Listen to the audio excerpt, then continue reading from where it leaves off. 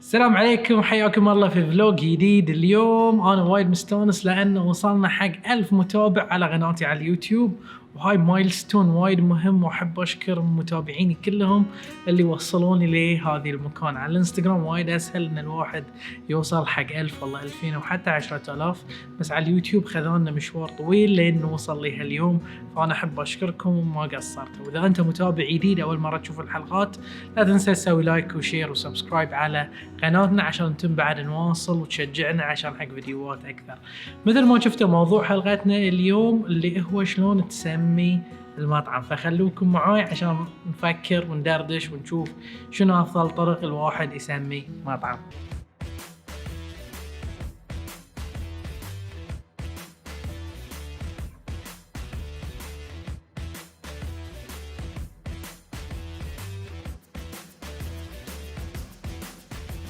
ما في قانون عام حق اختيار الأسامي حق مطعم ولا حق أي مشروع، بس دائما لازم نحسن التسمية، لازم نعرف بعض الأشياء عن زبايننا، لازم نعرف شنو نوعية البزنس اللي بنقدمه، شنو المنتج اللي بنقدمه، المكان اللي احنا موجودين فيه. هذه كلها الأمور بتدش في طريقة تسمية المشروع مالنا. فناخذ أول شيء ناخذ الزبائن، مين زبائننا اللي احنا بنتكلم عنهم. اسم الشخص هو عنوانه. أنا اسمي فياض، ما أحتاج أحد يقول فياض بن بن بن بن بن بن عشان يعرفون اسمي. ليش؟ لأن اسمي مميز، اسم واحد كفاية ينعرف شنو اسمي. إذا واحد كان اسمه جاسم، جاسم مين؟ جاسم خليل، جاسم محمد، جاسم يوسف، جاسم مين. فكل ما تميز الاسم كان أسهل إن الواحد يعرف الشخص هو. فنفس الشيء حق البزنس، الاسم لازم يكون أول شيء مميز، بس قبل لا نسمي أي بزنس لازم نعرف مين الزباين حق هذه البزنس. يعني هل نعرف إنهم رجال؟ هل هم نساء؟ هل هم عوائل؟ هل هم رجال ونساء؟ عرفنا ذي الجواب؟ ممتاز. السؤال الثاني، كم أعمارهم؟ هل هم مثلا تينيجر؟ هل هم أطفال؟ هل هم 24 ليه مثلا خلينا نقول 35 إلى 40؟ عندنا أكثر من كاتيجوري كبار في السن. مين زبايننا؟ لازم نعرف نسأل هاي السؤال. جاوبنا السؤال الثاني اللي هم كم عمرهم. بعدين نسأل شنو اللغة اللي هم يتكلمون، هل عربي والله هم إنجليزي والله لغة ثانية، أو هم بايلينجوال اللي هو يفهمون لغتين في نفس الوقت. شنو التارجت مالنا أكثر؟ شنو بنركز عليه، العربي أكثر ولا بنركز على الإنجليزي أكثر؟ عندنا الناس الحين في مجتمعنا هني في الخليج يفهمون اللغتين، بس أنت شلون بتقدم نفسك كبزنس، عربي أكثر ولا إنجليزي أكثر؟ فأنت لازم تسأل نفسك بعض الأسئلة اللي موجودة. إذا جاوبت هذه الأسئلة وبديت تعرف عاداتهم ومين زباينك، بيبتدي يتسهل لك طريقة اختيار الاسم. عرفت الناس اللي تبي توصل لهم بمنتجاتك من المطعم، عرفت شنو الاشياء اللي يحبونها، ديموغرافيز مالينهم، عرفت معلومات كثيرة. هاي يسهل لك تقديم لهم المنتج الصح، ويسهل لك تسمية المطعم حقهم، انه يكون اسهل انه يوصل لهم المنتج اللي انت تبي تبيعه اخر اليوم. انا بالمس بصورة سريعة فكرة المنتج اللي تبي تبيعه، بسوي حلقة ثانية عن المنتوجات اللي تقدر تبيعها بسبب انك عرفت الناس اللي تبي تبيع لها، بس مو في ذي الحلقة. كمثال انت خذيت الترافل هو نوع من الفطر يطلع في ايطاليا في مواسم غليلة وسعره غالي. طعمه مو بالجميع يقبل فيه لأن طعمه مختلف، في الأمامي كلش غير عن أي طعم ثاني. ما تقدر تقول والله طعمه كأنه، لا، طعمه كلش مختلف. فأنت تقول والله أنا بشتغل بالترافلز. السؤال لازم تطرح حق نفسك، هل الناس كلها في ذي المنطقة بتعجبها الترافل؟ أو خلينا نقول 50 70 80 90% من الناس بتحب هذه المنتج. والله خلينا نقول والله أنا بسوي شيء في جبن، أنا أعرف الجبن مقارنة مع الترافل، الجبن موجود في كل مكان، سعره أرخص، الأوادم أقدر أبيع في ربحية ومقارنة مع الترافل اللي سعره غالي وأقل من الناس. فأي واحد بيكون أفضل، الجبن ولا الترافل؟ فهاي الطريقة بس إنك الواحد يفكر فيها بسرعة. أنا اختاريت المنتج اللي أنا أبيعه في مطعمي أو اللي أنا بتميز فيه. يمكن المطعم فيه عدة منتجات، بس لازم نعرف شنو الشيء اللي إحنا بنتميز فيه، عشان هاي اللي إحنا بنتفوق فيه عن البزنسز الثانية أو المطاعم الثانية اللي مجاورة عندنا. فمثال وأسهل شيء إنك تختار المنتج الرئيسي اللي موجود عندك وتقول أنا كمثال أنا عندي البرجر ريسيبي وايد حلو، وصفة البرجر جيدة جدا. فتقدر تاخذ تقول مطعمك شيء برجر، والله برجر شيء، كمثال برجر كينج، فخلاص انت عرفت هذا المطعم يبيع برجرز، والله انت اسمك علي برجرز، فخذيت المنتج وحطيته مع اسم in a creative way. تقدر تخلط الحروف، تقدر تحط برجر قبل وتحط برجر عقب، لوادم كلها بتعرف ان من الاسم برجر انت المنتج الرئيسي اللي عندك هو البرجر.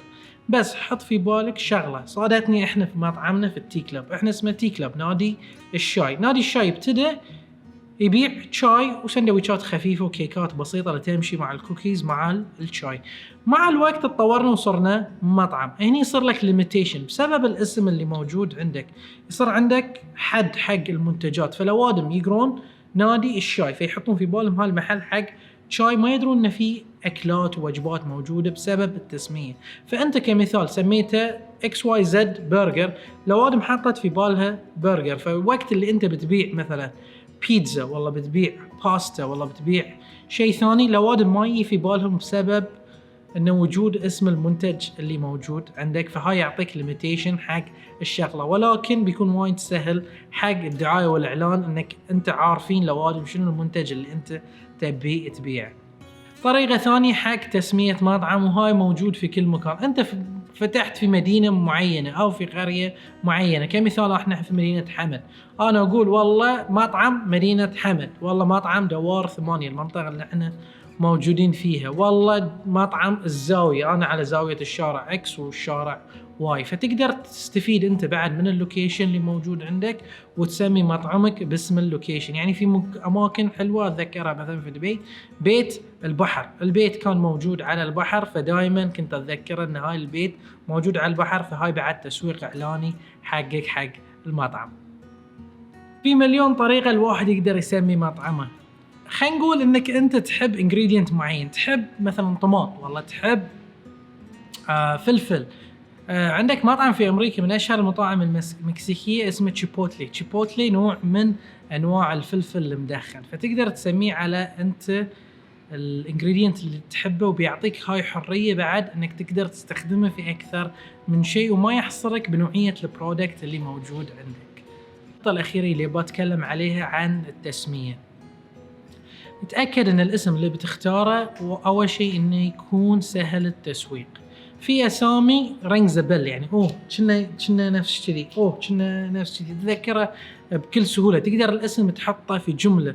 عندك برجر كينج، انا من عندي من احلى البراندز، الاسم عنده اسمه برجر وكينج، فهو احسن واحد في لاند اوف برجرز. هاي اول شيء يجي في بالك. الشغله الثانيه هو يبيع الساندويتش الرئيسي اللي عنده اسمه ذا وابر، فعنده سلوغن يقول لك in the land of burgers Whopper is king.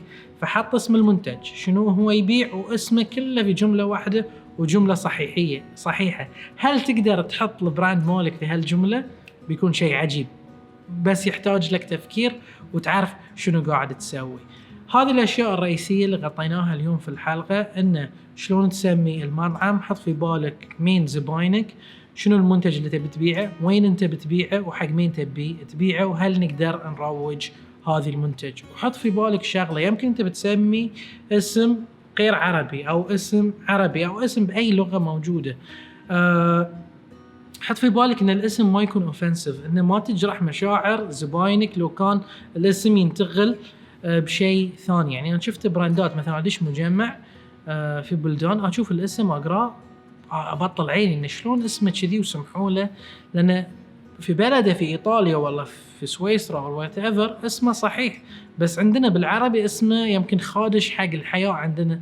فدائما حاسب من هالاشياء، مو بس انت على هواك، فحط ذي الامور كلها في بالك، والله ييسر لكم ان تختارون الاسم الصحيح حق مشروعكم. اما انا عن مشروعي، فانا قاعد الحين حق الفود تراك، قاعد اختاريت اسم من شيء واحد ما له خص في البرودكت، بس هي الفكرة انه هو يكون مطبخ. الفكرة التراك انه هي موبل كيتشن، فالاسم لازم انه يكون شيء مطبخ. ما بقول لكم اياه لين احصل الاوراق الرسمية من الوزارة ويعطوني هالاسم، وبعدين بشرح لكم زيادة شنو سببي اللي خلاني اختار هذه الاسم. إذا عجبتكم هالحلقة لا تنسون تسوون لايك وشير وسبسكرايب على قناتنا. سووا لايك سبسكرايب ونشروا ما عليكم أمر، ونشوفكم في حلقة جاية.